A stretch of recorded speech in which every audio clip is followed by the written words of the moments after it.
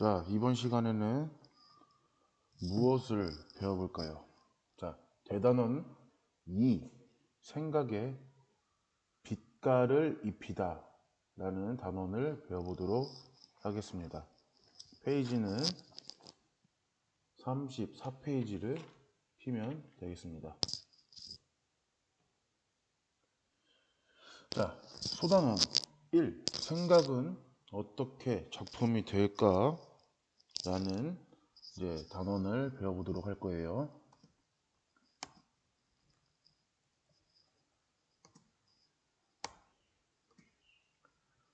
자, 이걸 보기 전에 우리는 생활 주변에서 다양한 이미지들을 접하며 살아갑니다.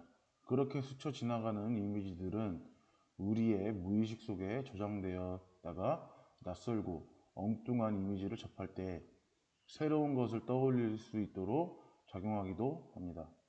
따라서 같은 잉크얼룩 그림을 보더라도 보는 이의 사람들마다 서로 다른 것들이 떠오를 수가 있습니다.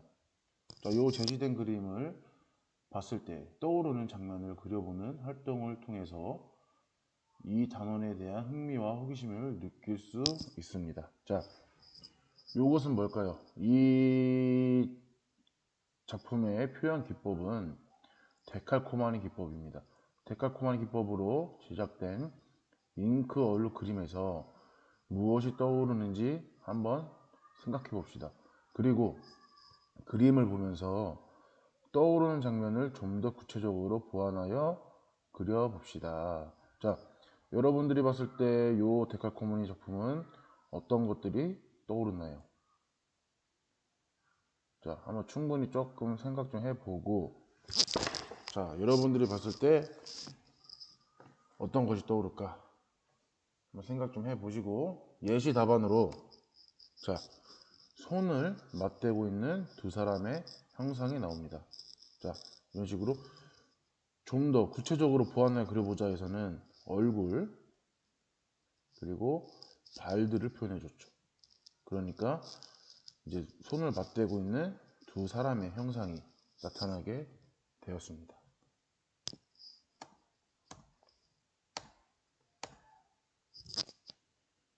자, 여기 이 34페이지를 펴봤을 때 한번 여기 나만의 경험, 나만의 느낌에 대해서 한번 읽어볼까요? 자, 미술 작품의 발상 과정에서 작가의 개인적 경험이 작품의 아이디어로 이어져 독특한 표현이 이루어지는 경우가 많습니다. 이처럼 생활 속에서의 인상적인 경험이나 정서는 미술의 직접적인 표현의 동기로 작용이 됩니다. 따라서 여행이나 독서 등의 직간접적인 경험이 풍부할수록 더욱 다양하고 창의적인 작품을 제작할 수가 있습니다. 많은 작가들의 작품이 일상에서 우연히 접하게 된 경험에서 비롯되었으며 그러한 개인적 경험이 미술 작품에 반영되어 감상자들에게까지 전달됩니다. 생활 속에서 접했던 특별한 경험이나 느낌을 자신의 작품에 적용하여 한번 표현해 봅시다. 자, 시엘커 작가의 작품에 비 오는 날 보고 있습니까? 이 비 오는 날은 비 오는 날 차창 밖으로 보이는 풍경을 사실적으로 묘사한 작품입니다. 사진처럼 사실적인 풍경 속에 등장하는 추상적인 느낌의 빗방울 얼룩을 보는 이들에게 시각적인 즐거움을 선사합니다. 자, 그 옆에 한번 볼까요? 이제 토스티 작가의 무제라는 이제 나비 모양 작품이 보이죠? 이 작품은 다양한 모양으로 우려낸 종이 프레임을 자연의 색이나 형태와 접목시켜 표현하는 톨스티의 작품은 쉽고 단순하여 보는 이에게 친근한 느낌을 줍니다. 이 작품은 나비 모양을 우려낸 종이 프레임 안에 식물의 이미지를 채움으로써 신선하고 색다른 느낌을 전달하고 있습니다. 자, 중학교 미술책에 보면은 이렇게 길 위에서라는 단원이 있는데 거기서도 이렇게 작품을 제작하는 방법이 나옵니다. 뭐 배운 사람들은 알겠지만 못 배운 사람들도 한 번씩쯤은 해보는 것도 좋을 것 같아요. 지금 한참 봄인데 꽃들이 많이 피어 있을 겁니다. 그 꽃들을 확인해 가면서 어떤 꽃에 뭐가 잘 어울릴지 한 번쯤은 생각해 보면 좋을 것 같습니다. 자, 여기 옆에 밑에 거 보면은 10개의 계량기가 있죠. 10개의 계량기는 10개의 저울을 피라미드형으로 쌓아 올린 것으로 계량하는 것이 계량되고 있다는 점을 표현한 작품입니다. 저울이라는 일상적 사물과 층마다 다른 지점을 가리키고 있는 저울의 눈금들은 낯설면서도 흥미로운 느낌을 줍니다. 측정과 계측에 쓰이는 눈금은 세계를 수치로 환원하려는 기하학적 사고의 산물입니다. 그러나 작가는 이것도 결국은 관념이 만든 허구이며 무의미한 것임을 말하고 있습니다. 그 옆에 고승현 무제라는 작품 보고 있나요? 이 같은 경우에는 작가가 안면로 해변에서 발견한 발 모양의 돌들을 활용하여 완성한 작품입니다. 이 작품은 미리 제작 계획을 세우지 않고 자연 현장에서 떠오른 발상을 현장에 사물로 제작하고 사진으로 기록하여 자연에 의해 작품의 형태가 서서히 해체되는 자연미술의 특징을 잘 보여줍니다. 자, 이 자연미술이라고 하지만 대지미술이라고도 합니다. 이 자연과 함께 하는 것들은. 자, 1980년대 초 우리나라에서 자생적으로 발생한 자연미술은 20세기 후반 현대미술의 한 갈래로서 무엇인가를 잘 만들어 보여주기보다는 자연과 자연 혹은 자연과 인간의 관계를 담백한 방식으로 표현합니다. 자, 설치미술에는 뭐가 있을까? 설치미술은 1970년대 이후 본격적으로 등장한 현대미술의 한 표현 방법으로서 특정한 공간에 오브제와 장치를 두고 작가의 의도에 따라 공간을 구성하고 변화시켜 장소와 공간 전체를 작품화합니다. 공간 전체가 작품이기 때문에 감상자는 작품을 감상하기보다는 체험하게 됩니다. 따라서 설치미술은 감상자가 그 공간을 체험하는 방법을 어떻게 변화시킬지에 중점을 둔 예술 기법이라고 할 수가 있습니다. 또한 평면 회화나 조각과는 달리 이미 완성된 작품을 전시 공간에 걸거나 놓는 것이 아니라 전시 공간 등의 여건에 맞추어 작품을 설치하는 이른바 현장 위주의 작업입니다. 자, 여기 한번 볼까요? 나만의 경험, 나만의 느낌, 오토마티즘에 대해서 알아볼게요. 오토마티즘은 뭘까? 자동 기술법이라고도 하며 초현실주의 작가들이 많이 사용한 기법입니다. 생각이나 의식을 의도적으로 없애고 연필이나 붓이 가는 대로 표현하거나 무작위적 잉크 얼룩을 그리기 등의 기법이 있으며 초현실주의 초기에 많이 사용되었습니다. 자, 말을 거는 사람들, 오브제. 오브제는 뭐냐? 물체, 객체 등의 의미를 지닌 프랑스어로 예술과는 아무런 관계가 없는 물건이나 그 한 부분을 본래의 일상적인 용도에서 떼어내 새롭게 사용함으로써 보는 사람에게 잠재된 욕망이나 환상을 불러일으키게 하는 상징적 기능의 물체를 말합니다. 다다이즘의 레디메이드 오브제는 기성품의 일상적인 위치를 변질시키는 것이고 초현실주의의 오브제는 환상을 불러일으키는 기능을 가졌습니다. 자, 개념미술. 개념미술은 지금 현대미술에 들어와서 포스트 모더니즘 시대에 개념미술이라는 것들이 많이 생각이 났는데, 자, 개념미술 설명이 있지만 단순하게 생각합니다. 단순하게 여러분들도 봤을 작품이지만 뭐 철판 하나 깔아놓고서 그 위에 돌 하나를 올려놨다든지 아니면은 도화지에다가 점 하나 찍어놓고 이제 작품에 대한 전시가 있다든지 그런 것들을 다 개념미술이라고 합니다. 자, 이런 것들은 왜 이렇게 찍어놓고서 뭐 이렇게 비싸게 봤냐, 뭐 이렇게 하냐, 이게 무슨 작품이냐 이런 생각을 할 수 있겠지만 여기에도 이 개념이란 게 다 들어가 있는 겁니다. 작품 안에도. 자, 이 작가가 철판 위에 돌을 올려놓기까지 얼마나 많은 생각을 했으며, 자, 도화지에 켄트지에 점 하나를 찍을 때 얼마나 생각과 인내, 고뇌를 생각을 하면서 찍었다는 것을 생각을 해주면은 좋을 것 같습니다. 거기 안에도 그만한 개념들이 충분히 있습니다. 그러니까 이런 작품들을 볼 때 이 작품에 대한 개념이 없이 보면은 좀 이게 뭐지? 라는 생각을 할 수가 있어요. 근데 이거는 이 사람이 왜 이 작품을 만들었기까지에 뭐가 있었다는 그런 개념을 알게 되면은 이 작품이 이렇구나 라는 거를 생각할 수가 있습니다. 자, 한번 볼까요? 완성된 작품보다 아이디어나 과정을 예술이라고 보는 새로운 미술적 제작 태도를 가리킵니다. 미국과 유럽에서 시작되어 전 세계로 확산되었으며 논리적으로 예술의 최소한 강조하는 미니멀 아트. 자, 방금 전에 얘기했던 것 미니멀 아트라고 합니다. 간단하고 사소한 거. 자, 비롯된 것으로 볼 수 있습니다. 개념 미술의 선구자는 디샹 같은 경우에는 병기 작품 알죠? 그쵸? 그런 거를 활용하면 됩니다. 레디메이드와 그 이후 작품들을 통하여 형식과 기교 및 회화의 낭만성을 버리고 일상에서 발견되는 평범한 대상물을 미술 작품을 도입하였다고 합니다. 자, 자연미술. 아까 전에 설명했듯이 자연미술. 자, 자연미술이라고도 부르지만 이거를 대지미술이라고도 또한 표현할 수가 있습니다. 자, 1980년대 초 한국에서 자생적으로 발생하여 해외로 전파된 현대미술입니다.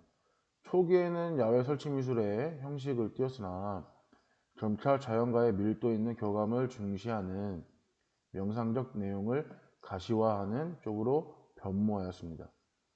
작업 계획을 미리 세우지 않고 자연 현장에서의 느낌을 현장의 환경이나 재료로 표현하고 사진으로 기록합니다. 대지미술 자체도 사진으로 기록합니다. 자, 브레인스토밍. 브레인스토밍은 뭐냐?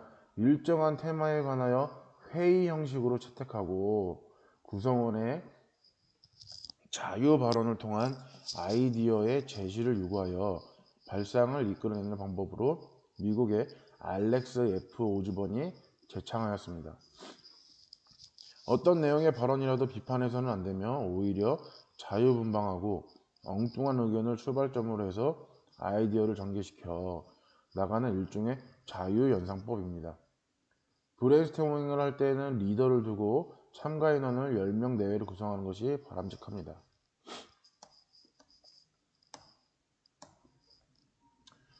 자, 구상화, 추상화가 있습니다. 구상화란 뭐냐? 인물, 정물, 풍경 등 구체적인 대상을 그린 그림입니다. 대상을 사실적으로 그리기도 하며 변화시켜 표현하기도 합니다. 자, 추상화는 어떨까요? 구상화랑 다른 면이겠죠. 구체적인 대상이 없이 점, 선, 면 등 순수한 조형 요소만으로 화면을 구성합니다. 자, 여기에서도 두 가지로 나눠지는데